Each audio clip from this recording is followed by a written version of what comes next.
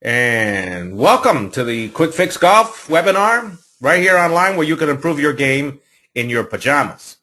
Now today's webinar is going to be on the club face and the club path. You're going to learn a lot today. You're going to be surprised.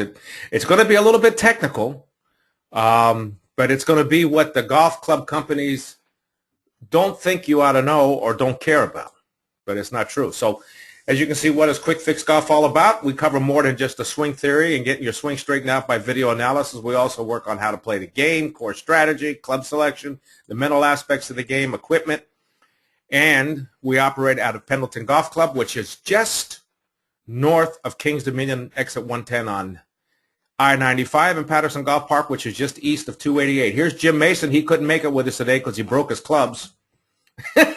Only teasing. This was a Saturday morning webinar. And, of course, he's the director of golf at Pendleton, so he's busy doing that. If you haven't seen Pendleton, it's like playing golf in Scotland without the cost of the airfare. And then, of course, there's me. That's who's talking at you. And where do I hang out most of the time? Sometimes at Pendleton, sometimes at Patterson Golf Park, where right now we have the unlimited range balls for only $9.95. That's a great thing to take advantage of if you're working on your game over the off season. What do we promise to do? We're going to give you some truthful information today that'll put you ahead of your golfing opponents. We're going to email you this webinar. For members, you'll have it in the member section, so no need to take any notes. I will be able to open up your mic. If you click the little button, it says you've raised your hand for a question, like David Preddy just did. And, of course, for any of you that are new, we're more than happy to tell you about our lesson membership after we've already completed our promise of giving you some really good information that you can actually apply to your game. And, of course, we use the state-of-the-art capabilities, which we're doing right now so that you can improve your game at home in your pajamas. Now, before we start reading the ball flight, because the total intention of this webinar is for you to learn that watch where the ball went, and then from that say, oh, I must have done X. Now, if you look at, and I'm sure you've all heard of Hank Haney out of Texas. And we had a guy, Greg Harris, that used to work for us for about 3 years. And Greg's a great guy, very good teacher, and he was a Hank Haney guy, had worked with Hank Haney for about 3 years.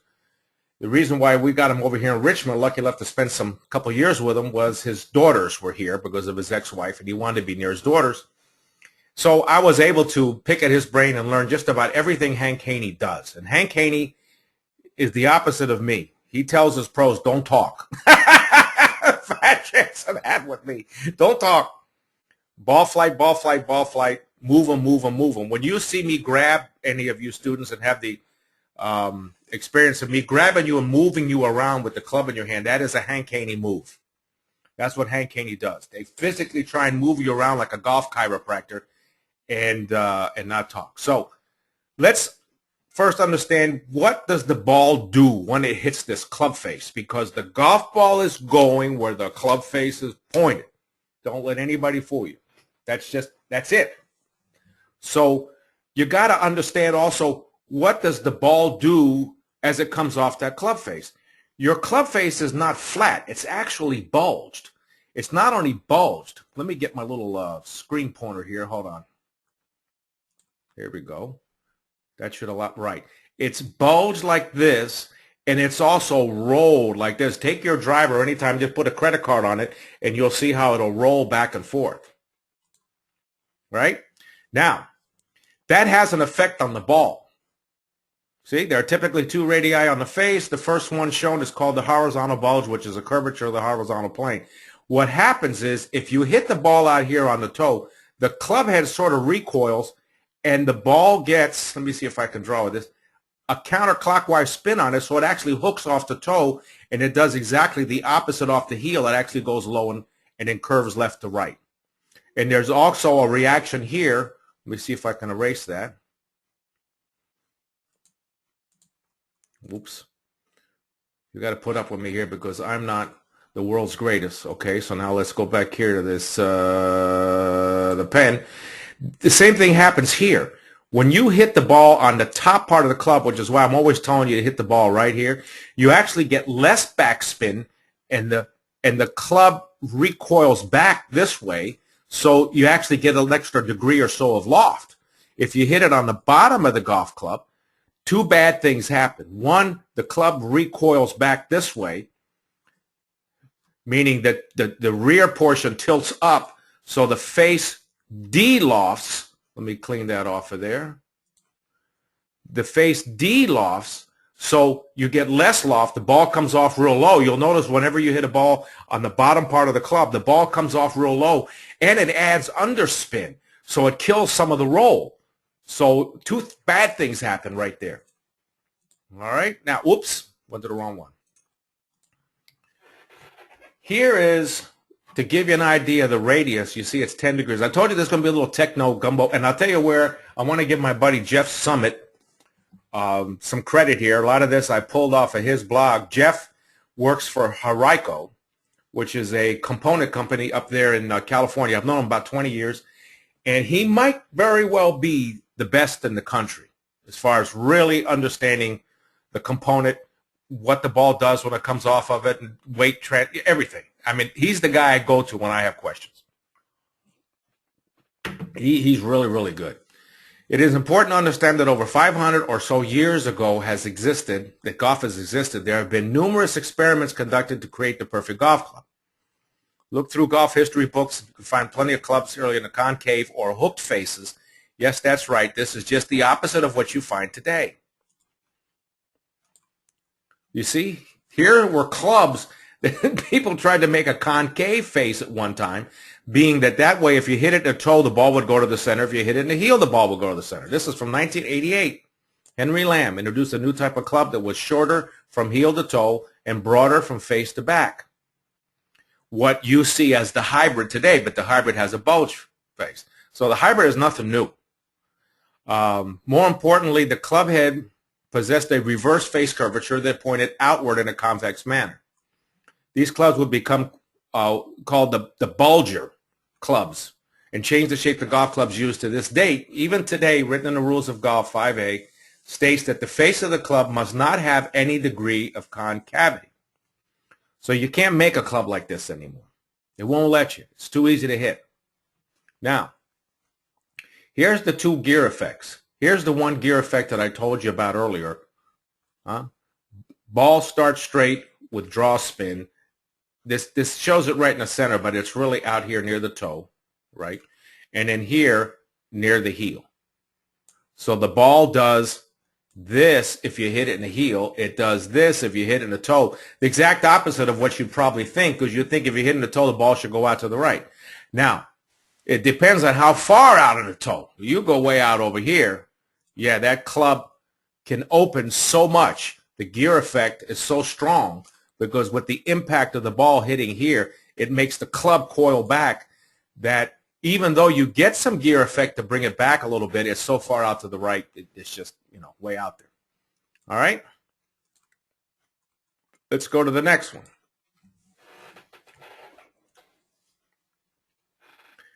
In much the same way bulge works in heel to toe, horizontal plane, roll works in the sole to crown, vertical plane. Let me go to the next thing because it's going to give you a little better idea.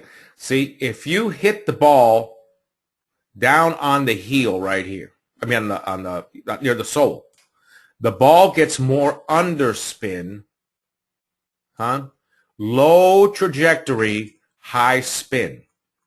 Here, high impact gives you higher trajectory and lower spin. That's everything that they're trying to do in these launch monitors. That's why in a lot of cases I say to people, you need to have more loft on your driver because the intention today is to get the ball to go higher with no spin on it, almost make it glide like what was his name? Bullwinkle, and who was the other one? The squirrel. Just like a squirrel go. They want and then they want what they call the tumbler. The kids call it the tumbler. When it lands, it bounces and rolls. Why is it rolling? Because it has less backspin on it. So your real target, and I have a screen for that. That's going to be a lot easier for you to see, is really to hit the ball right here in this area, right up near the top, because that's where you're going to get the maximum performance. And if you can get an 11 degree or 14 degree launch angle, and you've got only 2,500 revolutions spin, now you've got what they're all looking for. Okay? A lot of people, they don't realize, they think, oh, wow, I got to have an 8.5 degree driver because my pal, he knocks the snot out of it. Well, the guy might be losing distance with that. Perfect example, Chuck Howell III. He uses an 11 degree driver. Now, this kid knocks the snot out of it. Another one to use an 11 degree was the one with a little bit of a shut face at the top. Is working with Butch right now. Really long hitter.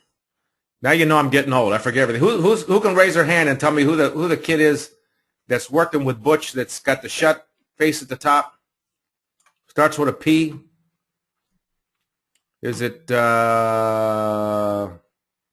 who can raise their hand and tell me? Anyway, kid hits it a mile. It's the one that Tiger said he's sneaky long. Hit a ball out of a bunker on the U.S. Open, lost the U.S. Open because he didn't know it was a bunker. He thought it was just but anyway, he's using a higher loft driver. There's a lot of you out there probably ought to be using a 13 degree loft driver. You don't know it. Okay, so let's go on to the next slide. Here you go. Now here's a good face, a good look at the face of the golf clubs. You can see here is the center of gravity on this golf club, right? Right there in the center. That's where you're going to get your maximum performance. As much as the golf club companies may say to you, oh, don't worry, we made a bigger sweet spot. They're full of you know what. Not true. Anything hit out in this area, draw side spin, reduced backspin. Anything on this side, reduced backspin, it's going to have a fade. So the ball's going to go this way. This one, the ball's going to go that way. Here's going to be a draw spin increased with backspin, so you get less roll. This is your maximum performance right here in this area right here. In fact, let me go right here. I'm going to go to screen, switch programs. I'm going to come right here. I'm going to go to this right here. Hopefully you're seeing this. Yes, you are. Notice this is longshotgolf.com, and I'm going to tell you to go to that website. Here it is right here, longshotgolf.com, and I'm going to show you how to buy face tape in a minute. But you see how he shows right here in the face tape, anything in this area right here, well, I can't use my tool to draw here, is minus 7 degrees worth of distance. Out here is minus 15 degrees worth of distance. Now, I don't know that those numbers are accurate, but let me tell you something. You're much better off swinging the club at 80 miles an hour, hitting it right in the kisser than you are at 95 out here. Get out a calculator and figure it out. Not to mention the fact that you'll hit it straighter and you'll be more accurate. So let's go back to our PowerPoint slide, right? Now let's go to the next. Here's another factor. Now when we get into our irons, we talked about the wood. Lie angle has quite an effect on the where the golf ball is going. If your lie angle is toe down, ball's going to the right. If your lie angle is toe up, ball's going to the left. You need to know these things before I even talk about ball flight. Why? Because if any of these variables are in place, you need to understand that when you're looking at the ball flight. If your club's toe down, you keep hitting the ball sort of off to the right a little bit, you got to say, boy, I better check my lie angle. There might be something wrong. Now, it could be your swing. Your swing a little over the top. That stresses the shaft. It makes it bow. Toe goes down. That's where somebody who's not knowledgeable, who's checking your lie angle, might say, oh, yeah, you need a club more upright. I might look at you and say, no, you're swinging over the top. There's the big difference between dealing with a teacher rather than just a club guy. Now, here's the ball flight laws. The ball can go, let me see, we're going to have a little guess here. How many different directions can the ball go? Who wants to raise their hand and give us the answer? Hello? How many ways, how many different directions can the ball go in? Anybody out there got the answer? I wonder if the mic's working. Hello? Somebody? Oh, there we go. David Preddy. All right, Dave, how many ways can it go? I'd guess 3. All right, you lose. That's okay. Good guess, though. Let's see if anybody else has a guess. Who else has a guess here? We know 3 doesn't do it. Anybody? Hello? All right, here you go. I'm going to draw him up. Here's our little golfer. Here's our little golfer. He swings the club. Boom. If he swings the club at exactly the angle of where he's trying to go, what does the ball do? Go straight. If his club face is 90 degrees to the path, the ball will continue straight. The first part of the flight of the ball is the path of your golf club. Now, let's pretend he swings again and he hits the ball and it goes dead straight like this. But once it gets out there about 2/3 of the way of its flight, it bows over here to the right. So his path was okay. It's his club face that was open.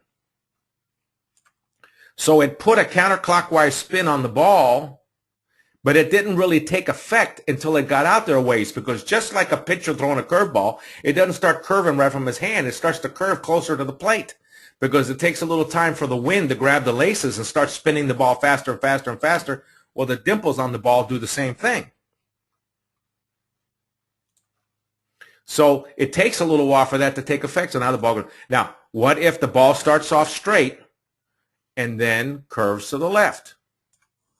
Well, his path was okay. His club face was just closed. Now, here's the tragic part.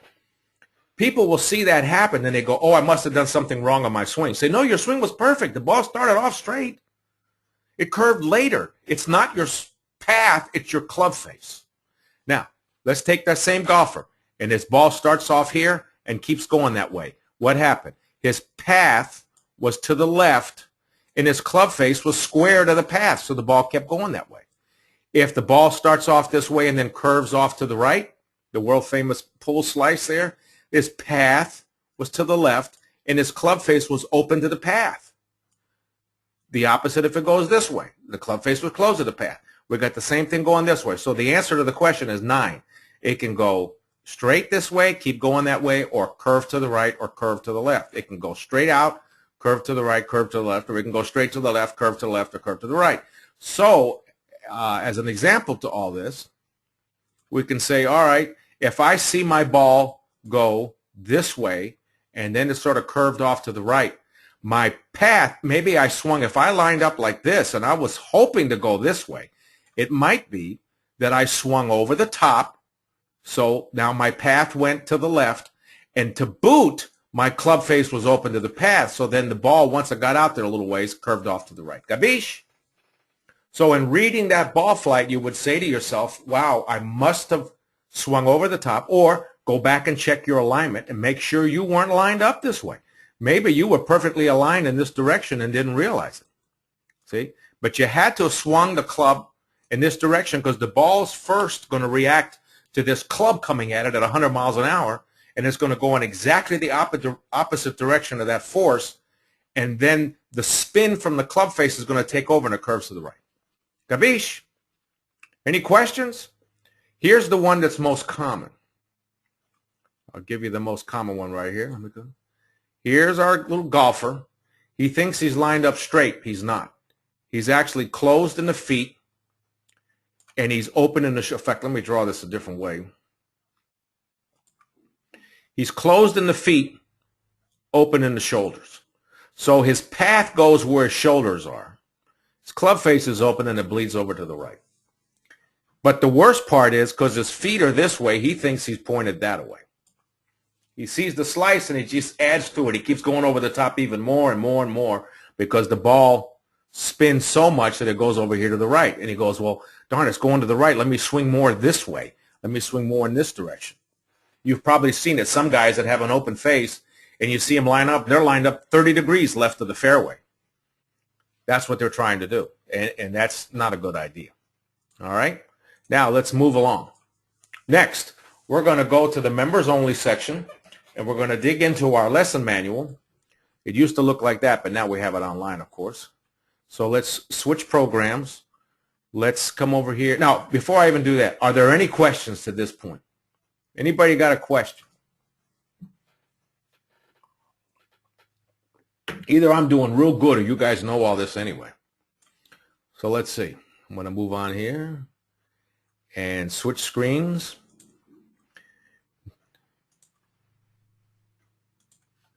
Let's go right here. This is where once you go on your members only section, when you go to the website, you click on members and you put in your username and password, you'll notice right here it shows club face versus path. Let's click on that. Let me get this crazy thing out of the way. I got a thing here. You probably can't see it from your end. There we go. Now, swing path refers to the direction the club is traveling as it advances toward the ball. Club face angle is the direction of the club head as it travels along the swing path. See, it's swing path. It's where the club face is in relation to the path, not the target. But the ball will eventually end up where the club face is facing. So that's what you want to point at the target. Maybe. No, for sure. For sure. I'm going to change my answer on that. So here we go. This is actually the ball flight patterns or ball flight laws right here. See, there's 9 of them. You can go in 9 possible different directions. See, here are the possible combinations of ball flight. Now, this tells me one thing right now. Shame, shame, shame on all you guys because you're not reading the lesson manual, or every single one of you would have said there's 9 ball flights because you'd have seen it right in there. So everybody run a lap. I'll wait. Run a lap. All right, here we go. Now, interaction between swing path and club face. Square, 2 degree open, 2 degree close. You've got all this information here at your fingertips, right? Talks about, now I do not have in the lesson manual, because it is pretty technical, the stuff we did in the beginning, which was the curvature of the face and stuff that maybe some of you didn't know was happening. Closed club face, you got everything covered here. Now, here, three general swing paths, 3 possible club face angles. This is all stuff you can read up on. If you're going, let me see if I can, no, I can't draw now. Darn it. It won't let me draw. Can't draw. If your club face is going this way, the ball's going to go in that direction. If the club face is pointed this way, the ball will eventually curve back to where that face is pointed. Every time. Let me move this out of the way. Oops. Let's go a little further down here. Here's where we set up an area in the manual where you can write down exactly what your path is. My current swing path is, my current club face angle is, my current ball flight is. And you keep marking that in there as you go along. See, I made more than one so that you could keep marking that as you go along to see how you've improved as far as swing path and club face angle. Because those 2 things right there are going to tell you where that's everything you're trying to do. And when your path gets messed up, an awful lot of the time, the reason why it's messed up is you're trying to swing too big. Because your brain is telling you if you make this big backswing, you're going to knock the snot out of it, and that is not necessarily true. Here's the best way to hit the ball, not only consistent, but further, and that is to go right back to, whoops, let me go back to previous. Go to slide, I'm going to guess it's 13. No, there it is. This is the best thing I can tell you right here, and that's why I'm going to show you how to buy some face tape, because every time you practice, you should have face tape on your golf club. You should look at that ball flight and say, okay, I saw my ball do X, and let me look at the face tape. Yeah, that's where I hit on the driver. Well, no wonder. Outside of aim, meaning your aim is when you get behind the ball, get the ball and your belly button and the target you're going at in a straight line, you got yourself all set up, and then you place that club face exactly where you want to go. Your whole intention at that point and your mind should be on nothing but hitting the center of gravity of that golf club. That's it. Don't even worry about your swing. Once you get on the golf course, don't worry about your swing. You worry about hitting the center of gravity of the golf club. and you look at that center of gravity on that club and really focus on, say, hey, man, I'm going to hit that club right in the center of the stinking golf club. And when you're practicing, instead of hitting a ball and run, put another one down, run, put another one down, you should look at the flight, look at your face tape, and begin to build an understanding there, a knowledge that you know, oh, I hit it on the toe. See? If you don't have that, then you don't know. Let me see. David's got a question here. All right, David, what's your question, buddy? Bobby, where on the club face would you strike to get top spin or forward spin on the ball? I don't see anything relating to that on this slide. I don't know that you can, maybe with a putter, you can get true overspin. But I don't think there's any way, because the problem is you have loft. And that's also where you may have run into a couple of individuals over the years that will say the ball flight laws are a bunch of hooey because I can prove that the ball won't go in the exact directions that you're drawing. And they're right. If you take a 60-degree wedge and you open the face and then you hit it, there's so much loft on the golf club that other variables come into play. But, you know, with loft, there's no way you're not going to have underspin. The only thing you can hope to do is if you hit the ball up in here, let me draw here, that you're going to get the least amount of underspin. And you're going to get the most amount of height. What you're trying to do with a drive is to hit the ball as high as possible with the least amount of spin on it. That's going to be your longest drive. In fact, Terry Dill, I went to a seminar with him. He won the long drive contests, or not contest, but the longest drive over the period of the year on the senior tour. And he was involved with Cleveland. He sells this whole idea of the longer driver and the lighter head. But he would say you need to hit it on about a 3-degree upgrade. And if anything, he's hitting the ball more out right about in here because he plays with a draw. So he's going to get some draw spin and reduced backspin. If you saw Nicklaus's driver, of course, this was a wooden-headed driver back in those days, but still, he had a mark right there about the size of a dime, right there.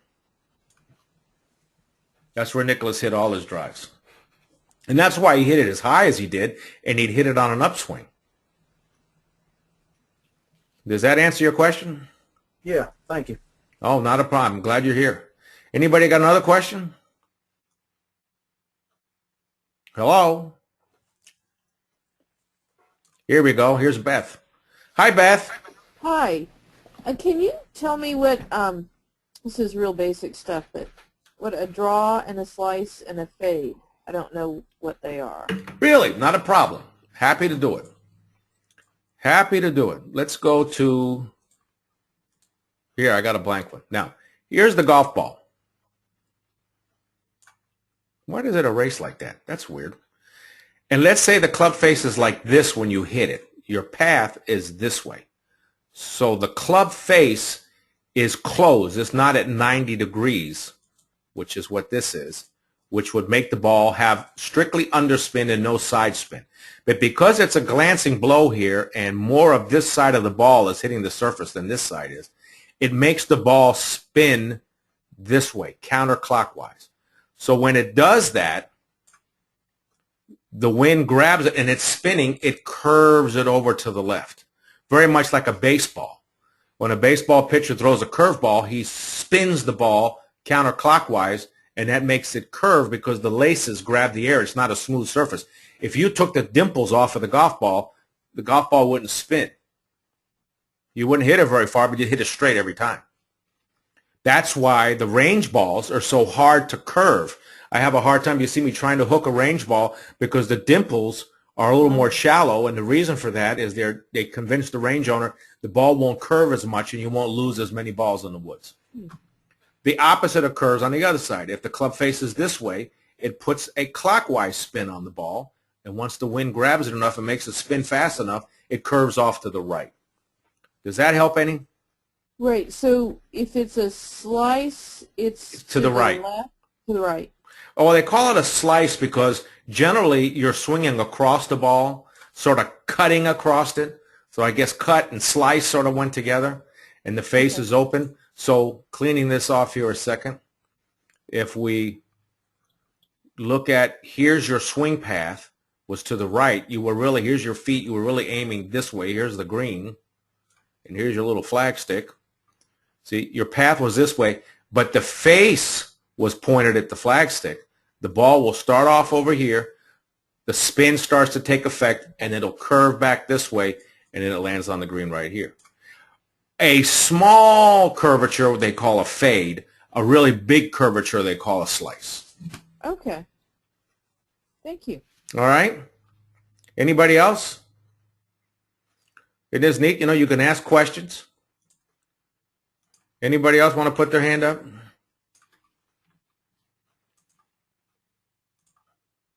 Does everybody understand what we're doing here?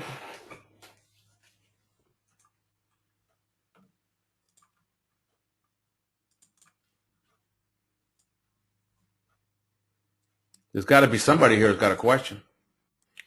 Let's talk to Brian. Hey, Brian. Yes. Now do you see when your ball goes sort of high and then curves to the left, you know what's going on? Yes, sir. See, you guys that have a little bit of a strong left-hand grip like you do, are going to have a little draw on the ball. There's nothing wrong with that. Just play it, you know, aim. You don't aim at the flag stick, you aim a little bit right, just like a bowler. In fact, here, let's go over this a second. This is a good idea. Here's your feet, right? Here's our little flag stick again. Don't aim at the flag stick. If a bowler has the pins here, right? Here's the lane. He doesn't aim at the pins. There's these little doodads here on the ground. Any bowlers on right here can tell us what those things are named? You know, arrows or something they call them, right? So you try and roll the ball at this arrow, and it goes this way and then curves around like this, and bang, you get a strike. Well, same thing here. Don't aim at the flag stick. You stand here. Here's your little ball. Then you look and you say, darn, I want to go right about here because I know I'm going to have a little bit of draw on my ball. That's my natural path, which is fine.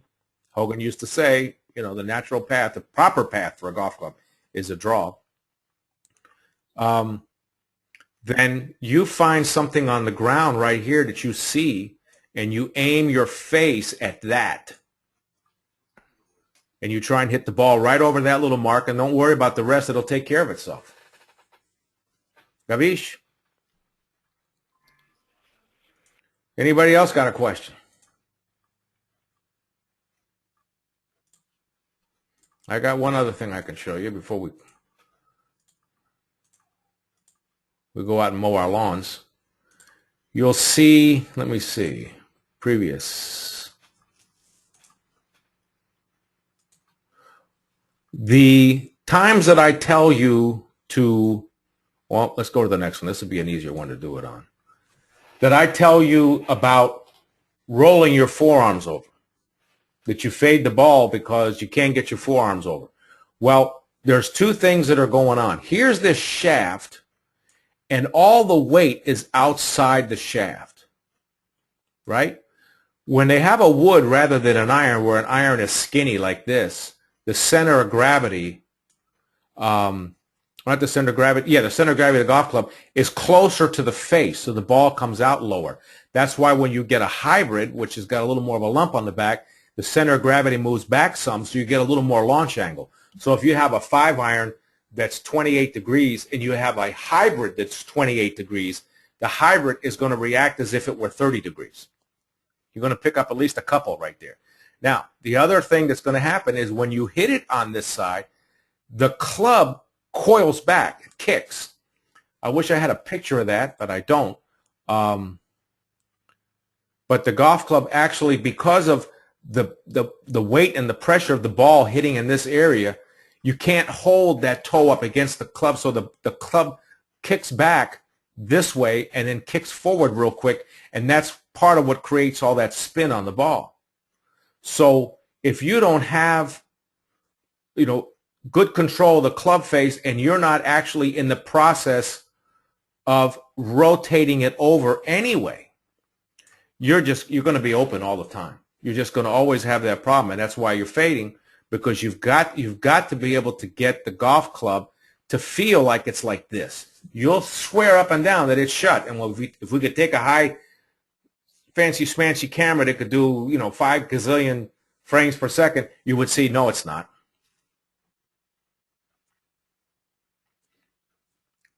Plus, the ones that will be shut, sort of like Brian, it's because his path is this way, so the face is shut to the path, but it's actually pointed at the target. So the ball starts out to the right and then curves a little bit. Does this help you better understand what ball flight's all about and what you're seeing, everybody? How about you, Rebar? Are you there? Do you have a microphone? I hear some noise. Yep. There you are. Does this help you any? Oh, yeah. I'm ready to go try it. Well, the range is open today at 12 o'clock. Any of you guys want to go there for $9.95? You hit all you want. It's a little chilly, but, hey, you'll warm up as you're swinging. All right, so if there's no more questions, there is one thing. Let me see. We've got all members on here, so if you want to hold on, I'm going to